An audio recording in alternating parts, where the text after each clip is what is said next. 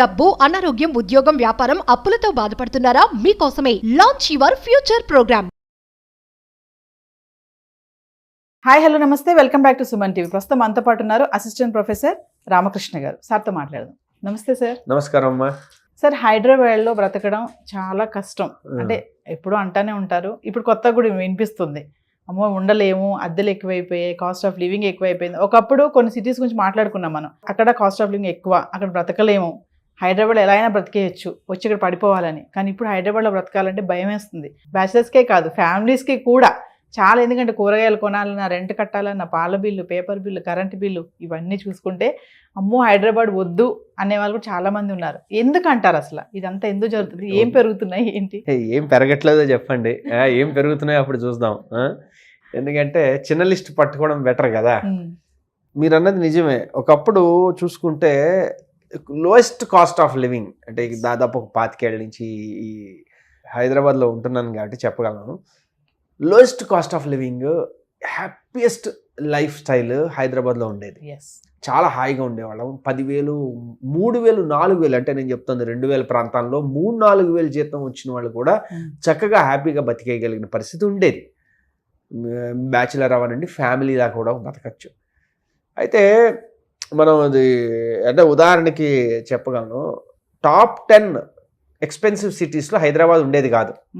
Okay, 2024లో ఒక సర్వేలో 5th పొజిషన్లోకి వచ్చింది కాస్ట్ ఆఫ్ లివింగ్లో. అంటే ఇది ఉండేది మనకి జనరల్గా తెలుసు, ముంబై ఉంది, ఢిల్లీ ఉంది, చెన్నై ఉంది, బెంగళూరు ఉంది. అఫ్ కోర్స్ ఈ 4 టాప్. సో 5th హైదరాబాద్కి వచ్చింది. అంటే ఈవెన్ పూణేని దాటి, ఒకప్పుడు Pune is like very expensive city, అక్కడ రెంటల్స్ అవి చాలా ఎక్కువ. అలాంటిది హైదరాబాద్ వాటిని కూడా దాటి వచ్చిందంటే గొప్ప పని చేసాం మనం. అదేంటండి, ఇది ఒక గొప్ప దాని ఏమంటారంటే అభివృద్ధి అని చెప్పుకోవాలన్నట్టు. ఎలాగా గత 10 ఏళ్లలో మీరు హైదరాబాద్ని గమనించి ఉంటే, అంటే ఏదైనా ఒక ప్లేస్ పెరగాలి, బాగా కాస్ట్ ఆఫ్ లివింగ్ మామూలుగా ఉండాలి అంటే అన్ని రకాల డెవలప్మెంట్ ఉండాలి. కానీ హైదరాబాద్లో మేజర్గా పెరిగిన ఇండస్ట్రీ ఏమైనా ఉందంటే అది real estate industry. Okay, real estate అనేది విపరీతంగా పెరిగింది, ఫస్ట్ థింగ్. సెకండ్ థింగ్, మీకు డెవలప్మెంట్ అనేది ఒక్కొక్క ఏరియాకి కాన్సన్ట్రేట్ అయిపోయింది. మిగిలిన వాటిల్లో మీకు ఆ డెవలప్మెంట్ కనబడదు. అది రోడ్ల పరంగా కానివ్వండి, బిజినెస్ పరంగా కానివ్వండి, ఇంకో దాని పరంగా కానివ్వండి. ఓకే, మూడవది హైదరాబాద్ అంటే ఏమిటి మీరు చెప్పండి. 20 ఏళ్ల క్రితం హైదరాబాద్ అంటే ఏంటో నేను చెప్పగలను. ఇప్పుడు పటాన్చెరు హైదరాబాదే, సంగారెడ్డి హైదరాబాదే. ఇంకొక 30 ఏళ్ళు 40 ఏళ్ళ తర్వాత బహుశా తెలంగాణ మొత్తం హైదరాబాదే అవుతుంది. అప్పుడు ఇంక వేరేగా ఉండవు. ఎందుకంటే ఇది విస్తరించుకుంటూ పోతున్నారు. విస్తరించుకుంటూ పోతూ ఉంటే ఏమవుతుందంటే దాని ల్యాండ్ వాల్యూలు ఆ రేంజ్లో పెరిగిపోతూ ఉన్నాయి. ల్యాండ్ వాల్యూ ఎందుకంటే గ్రామ పంచాయతీ నుంచి వాళ్ళు ఏం చేస్తున్నారు, జిహెచ్ఎంసీలోకి కలిపేస్తున్నారు, గ్రేటర్ హైదరాబాద్ అంటున్నారు. సో ఏమవుతుంది, మీకు ఎప్పుడైతే అది పెరిగిందో ల్యాండ్ రేట్లు పెరిగిపోయి, ల్యాండ్ రేట్లు పెరిగినంటే రియల్ ఎస్టేట్ అది పెరిగిన మరుక్షణం కన్స్ట్రక్షన్ కాస్ట్ ఆ రేంజ్లో పెరుగుతుంటాయి. దాని పరంగా రెంటల్స్ వేరే పెరిగిపోతుంటాయి. కాబట్టి ఇది మొట్టమొదటి మేజర్ పాయింట్ మనం అలా అర్థం చేసుకోవాల్సింది. Hyderabad is no more that very happy city for cost of living. అదొకప్పుడులా కాదు. ఇది మన వాళ్ళు కూడా మంచి పోటీ ఇస్తున్నారు. కమింగ్ టు రెంటల్ అన్నారు కాబట్టి ఇది పెద్ద సమస్య హైదరాబాద్లో. రెంట్లు కట్టలేక సడన్గా రెంట్లు పెంచేయడము, మళ్ళీ రెంటల్ ట్యాక్స్ అనడము, అసలు బ్యాచిలర్స్కే కానీ ఫ్యామిలీస్కే కానీ ఈ రెంటల్ అనేది చాలా పెద్ద బాధ అయిపోయింది సిటీలో.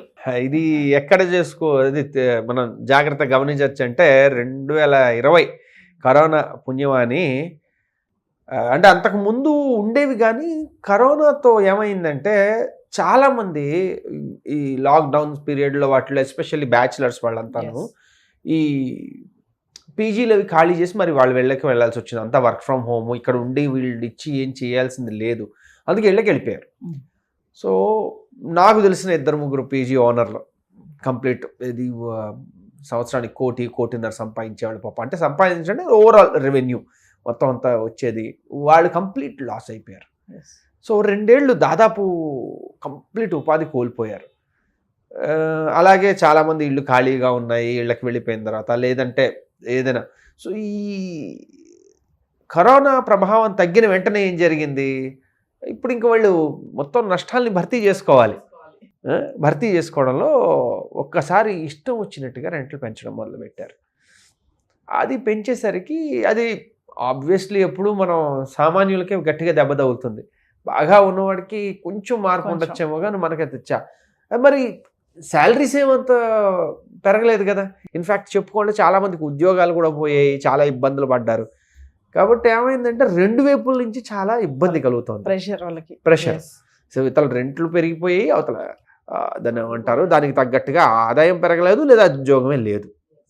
ఇది చాలా చాలా పెద్ద సమస్యగా మారింది. ఇంకా మీరు బ్యాచిలర్స్ అంటారు, బ్యాచిలర్స్ చెప్పుకోవాలంటే చెప్పే కదా, పీజీలు వాళ్ళకి లాసులు అయ్యాయి కాబట్టి దాన్ని రికూప్ చేసుకోవడానికి, దాన్ని వెనక్కి తీసుకోవడానికి దాన్ని బాగా పెంచారు. అలాగే మీరు చెప్పిన మిగిలినవి ఏవైతే ఉన్నాయో నిత్యావసర వస్తువుల Yes. ధరలు కానీ లేదా కూరగాయల ధరలు కూరగాయలు. కానీ ఎలక్ట్రిసిటీ కానీ ఇవన్నీ ఏమవుతున్నాయి, ఇవన్నీ పెరిగిపోవడంతో వాళ్ళు కూడా తక్కువలోకి మెయింటైన్ చేయలేరు. ఒకప్పుడు 3,500 మీరు హ్యాపీగా అయిపోయింది ఏదైనా అన్ని. మంచి పీజీలో ఉండగలిగేవాళ్ళు. ఇప్పుడు మీరు 10,000 ఇచ్చినా మంచి పీజీలో దొరకదు. దొరకదు. Yes. ఓకే, కాబట్టి ఇక్కడ ఎవరిని బ్లేమ్ చేయడానికి కూడా కనబడదు. పోనీ ఉదాహరణకి చెప్తా, మీరు బెంగళూరులో ఉన్నారనుకోండి, 10 నెలల రెంట్ అడ్వాన్స్గా ఇవ్వాలి. 10 నెలలు. 10 నెలలు అసలు అక్కడ డిపాజిటే అదొక పెద్ద మాఫియా. ఉమ్. అట్లీస్ట్ హైదరాబాద్ ఎప్పుడూ అలా లేదు, ఇప్పటికీ అలా లేదు. ఇప్పటికీ చాలా చోట్ల 1 నెల రెంట్ మాత్రం అడ్వాన్స్గా తీసుకునే వాళ్ళు ఉన్నారు, మహా అయితే 2 నెలల రెంట్ అంతే. ఉమ్. అంటే ఆ రకంగా మనం ఏమీ పెంచేయలేదే. కానీ మిగిలినవన్నీ కూడా పెరిగిపోయి, ఈ రియల్ ఎస్టేట్ ఏదైతే చెప్పుకున్నాం Yes. ఫస్ట్, అది పెరిగి ఈ కరోనా వల్ల ఒక్కసారి అన్ని రకాలుగాను రేట్లు పెరిగిపోయాయండి. చూసుకుంటే సార్, ఒకప్పుడు ఫ్యామిలీ ఇబ్బంది పడేది సిటీలో అనేవాళ్ళు, ఇప్పుడు బ్యాచిలర్స్ కూడా ఇబ్బంది పడుతున్నారు. వాళ్ళ ఫుడ్డే కానీ, ఇప్పుడు ఈ నిత్యావసర వస్తువులు అన్నారు కదా, ఒక వారానికి ఒక కూరగాయలు కొనుక్కోవాలంటే 1,000 రూపాయలు అవుతుంది ఖచ్చితంగా. 1,000 రూపాయలు లేనిది ఏమి రావట్లేదు. అంటే ఇంకొక ప్రాబ్లం ఎక్కడ వచ్చిందంటే, ఈ బ్యాచిలర్స్ అనే దానిలో మీరు జాగ్రత్తగా గమనిస్తే మెజారిటీ ఆఫ్ ది బ్యాచిలర్స్ అంతా మనం ఇందాక అనుకున్న కాన్సన్ట్రేటెడ్ డెవలప్మెంటెడ్ ఏరియాలో ఉన్నారు. ఎందులో ఆల్ న్యూ హైటెక్ City um. Surrounding areas. So వాళ్ళకి అక్కడ ఏంటవుతుందంటే, మీరు ఏదైనా అవుట్స్కట్స్లోనూ నార్మల్ ప్లేస్లో ఉన్నారంటే ఏదో బయటికి వెళ్ళి చిన్న మెస్లో తినేస్తే అయిపోతుంది. అక్కడ Yes. ఏది తక్కువలో ఉండదు. ఉమ్. సరే, మీరు ఇప్పుడు పీజీలో ఉన్నారు అంటే అది రేటు ఒక రకంగా ఉంటుంది. పీజీ కాదు, నేను రూమ్ తీసుకుందాం అనుకున్నానంటే రూమ్ ఒక సింగిల్ బెడ్రూమ్ హౌస్ 15,000 ఉంటుంది. సరే ఉన్నాము, తగ్గిద్దామని చెప్పి 3 ఉన్నారు. మీరు అక్కడ కూరలు కొందామన్నా, అక్కడ ఏం చేద్దాం, బయటికి వెళ్ళి తిందామన్నా అన్నీ అక్కడ ఎక్స్పెన్సివ్, ఏం Yes. చేయలేరు. పీజీలో ఉన్న వాళ్ళు కూడా రోజు వాడు పెట్టింది తినలేడు కదా. అవును. సరే ఏదో ఒకటి జహా చేపలు చావక ఏదో బయటికి వెళ్ళి తిందాం అనుకున్నాడు అనుకోండి, ఉమ్. వెంటనే ఏమవుతుంది, దాని ద్వారా ఇప్పుడు వచ్చిన స్విగ్గీ జొమాటోలు అవన్నీ ఉన్నా కూడా అన్నీ కాస్ట్ పెరుగుతూనే ఉంటాయి కదా. Yes. సో అందువల్ల ఏమవుతుందంటే, ఈ బ్యాచిలర్స్కి ఎందుకు వల్ల ఎక్స్పెన్సివ్ అవుతుంది అంటే, ఆప్షన్స్ బాగా తగ్గిపోయాయి. లో కాస్ట్ ఆప్షన్స్ చాలా తక్కువ. Yes. అది అందులోనూ ఆ టైప్ ఆఫ్ ఏరియాలో ఇంకా తక్కువ. చాలా మంది అనుకుంటారు అవుట్స్కట్స్ లో వెళ్ళి అక్కడ రెంట్ తీసుకుంటే బెస్ట్ ఏమో, తక్కువ రెంట్లు కట్టుకోవచ్చు అని ఆలోచనతో కొంతమంది ఉంటారు. అంటే సిటీ మధ్యలో ఉంటే రెంట్లు వాసిపోతున్నాయని. 2 సమస్యలు ఉన్నాయండి. మొట్టమొదటి సమస్య ఏంటంటే, అవుట్స్కట్ అంటే ఏంటో చెప్పండి. ఎందుకంటే నేను హైదరాబాద్కి వచ్చిన కొత్తల్లో ఉమ్. అవుట్స్కట్ అంటే కూకట్పల్లి, ఓకేనండి. ఇప్పుడు పటాన్చెరు దాటిన తర్వాత కూడా హైదరాబాదే, అవుట్స్కట్ అనేది లేదు. మీరు వెళ్ళండి సంగారెడ్డి ఆ ఏరియా దాకా వెళ్ళినా, లేదు ఇటువైపు ఇంకేమైనా డిస్టెంట్ ఇది హయాత్ నగర్ దాటేసి వెళ్ళినా, ఎక్కడికి వెళ్ళినా మీకు సింగిల్ బెడ్రూమ్ హౌస్ 5,000 6,000 అవుతాయి. సరే పోనీ ఇక్కడికన్నా తగ్గింది, ఇక్కడ 10,000 ఉంది, అక్కడ 6,000 ఉంది, వెళ్దాం అనుకున్నారు అనుకోండి, ఎలా వస్తారు? ఉమ్. మనమే ముంబై కాదు కదా, లోకల్ ట్రైన్ విపరీతంగా ఉండి అబ్బో సగం జీవితం వాళ్ళు లోకల్ ట్రైన్లో గడుపుతారు ముంబైలో. అలా ఏమైనా పబ్లిక్ ట్రాన్స్పోర్ట్ ఉందా మనకి? లేదు. లేదు. ఓన్ ట్రాన్స్పోర్ట్ పని పెట్టుకుందామంటే ఉమ్. ఉన్నదంతా పెట్రోల్కే అయిపోతుంది. ఆ లాభం ఈ గోబంలో కొట్టేస్తుంది. సో ఇందులో కూడా లాభం లేదు. Yes. ఓకే, ఇంకా బ్యాచులర్స్ కన్నా వీళ్ళతో వచ్చిన సమస్య ఏంటంటే, ఎవరు మన ఫ్యామిలీస్కి వచ్చిన సమస్య ఏంటంటే, పిల్లలు ఉంటారు, పిల్లల ఎడ్యుకేషన్ ఎక్కడ రిలేటెడ్ ఉందంటే అక్కడ దాన్ని బట్టి కాస్ట్ పెరిగిపోతున్నాయి, Yes. Associated cost. కాబట్టి కష్టం. అలా అవుట్స్కట్స్ అనేది చాలా చాలా కష్టం. అన్లెస్ మీరు ఏదో విల్లా కొనేసుకుంటే అది వేరే విషయం. Yes. చాలా మంది హైదరాబాద్కి వచ్చే వాళ్ళంతా కూడా వలసలే కదా సార్. చాలా మంది ఇక్కడ హైదరాబాద్ ఎలా అని బ్రతికేయచ్చు అని వచ్చే వాళ్ళు ఉంటారు. అంటే ఇప్పుడు మధ్యతరగతి వాళ్ళు లేకపోతే హైదరాబాద్ లేదు అంటే ఏం చెప్తారు సార్? ఈ మధ్య తరగతి అనేదాన్ని కూడా హైదరాబాద్ని 2 భాగాలకు విభజించండి, అక్కడ ఉండే మధ్యతరగతి వేరు, ఇక్కడ ఉండే మధ్యతరగతి వేరు. న్యూ హైదరాబాద్ తాలూకు మధ్యతరగతి ఏంటంటే బహుశా నెలకి 70,000 80,000 వస్తే మధ్యతరగతి ఏమో.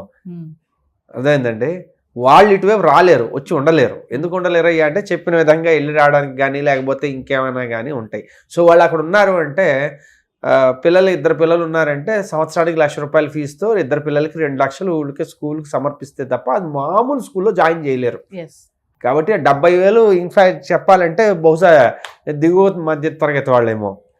అదే మనం ఈ సైడ్ ఆఫ్ హైదరాబాద్కి వచ్చామనుకోండి, 70,000 ఈజ్ లైక్ పర్వాలేదు, మన డీసెంట్ లివింగ్ ఉంటుంది. కాబట్టి మధ్య తరగతి అంటే ఏది? రెంటలో పక్కన మాట్లాడితే సార్, ఇప్పుడు ఎడ్యుకేషన్ హైదరాబాద్లో ఇది ఒక పెద్ద, అసలు పిల్లల్ని చదివించాలి అంటే ఎల్కేజీ నుంచే, ఒకప్పుడు ఇంటర్మీడియట్కి వచ్చినప్పుడు ఆలోచించేవాళ్ళు అప్పటికి కదా సర్లే టైం ఉందని. ఇప్పుడు ఎల్కేజీ చదివించాలంటే కూడా చాలా ఆలోచించాల్సి వస్తుంది, లక్షలు కట్టాలి ఎల్కేజీ నుంచే. మరి ఇప్పుడు హైదరాబాద్లో ఇది ఒక పెద్ద టార్గెట్. అదే చెప్పాను కదా, ఒక్కొక్క ఏరియా మనం ఇలా ముట్టుకుంటే తేనె తుట్టలా ఉన్నదన్నమాట, అంత భయంకరంగా ఉంది ఎడ్యుకేషన్ అనేది. ఒకప్పుడు ఎక్కడ స్కూల్ అయితే అక్కడ ఉండడం ఈజీగా ఉండేది, ఇప్పుడు అలా కాదు. ఎక్కడికక్కడ అన్ని స్కూల్స్ ఉన్నాయి కానీ వాటి తాలూకు ఎక్స్పెన్స్ అదే రేంజ్లో ఉన్నది. అండ్ దానికి తోడు ఒక స్కూల్ సరిపోదు, దానికి ఒక అడిషనల్ ట్యూషనో లేకపోతే ఇంకేదో ఏదో ఆకాశం వచ్చింది లేకపోతే ఇంకోటి వచ్చింది, ఇవన్నీ వచ్చాయి. సో తడిసి మోపుడు అవుతుంది. ఇంకొక పెద్ద సమస్య ఏంటంటే జనాలు తాలూకా భావన కూడా ఏంటంటే మనం ఆ స్కూల్లోనో లేకపోతే ఆ కాలేజీలోనే చదివితేనే మనం వాడు చదివినట్టు. అది దాంతో ఇప్పుడు మీకు అక్కడికి వెళ్ళాలనుంది, వాడు ఇక్కడ ఉండాలంటే ఇంత కావాలంటాడు. డిమాండ్ బట్టి వాళ్ళు రేటు ఏం చేస్తాం సార్. ఏదేమైనా హైదరాబాద్ కాస్ట్ ఆఫ్ లివింగ్ అంటే ఏం చెప్తారు?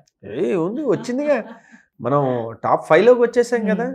టాప్ 5 నుంచి ఏదో కష్టపడి కిందకి వెళ్ళాలని కోరుకుందాం. జనరల్గా జీవితంలో ఎప్పుడు పైకి వెళ్ళాలని కోరుకుంటూ ఉంటాంగా. ఈ ఒక్కసారి కొంచెం కిందకు వస్తే కాస్త అందరూ కాస్త బతకగలరని అనుకుంటున్నాం.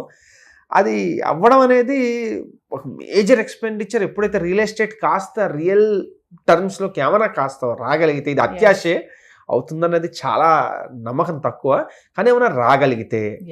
అలాగే మన పబ్లిక్ ట్రాన్స్పోర్ట్ చాలా డెవలప్ అవ్వాలి. మెట్రో వచ్చింది కానీ ఎప్పుడైనా ఒకసారి మెట్రోలో వెళ్ళండి, ఊపిరి తీసుకోవడానికి కూడా ఉండదు, సరిపోతుంది. మనకు ఉన్న రిక్వైర్మెంట్కి అది ఏమీ లేదు. కాబట్టి public transport, fast paced public transport పెరిగినప్పుడు కాస్త బెటర్గా ఉంటుంది. అండ్ డెవలప్మెంట్ అనేది సిటీకి చుట్టుపక్కల అన్ని వైపులా అవ్వాలి. సిటీని ఏదో గ్రామ పంచాయతీని జిహెచ్ఎంసీలో కలిపేసినంత మాత్రం డెవలప్మెంట్ అవ్వదు. అది వచ్చిన సమస్య. Thank you sir. నమస్కారం.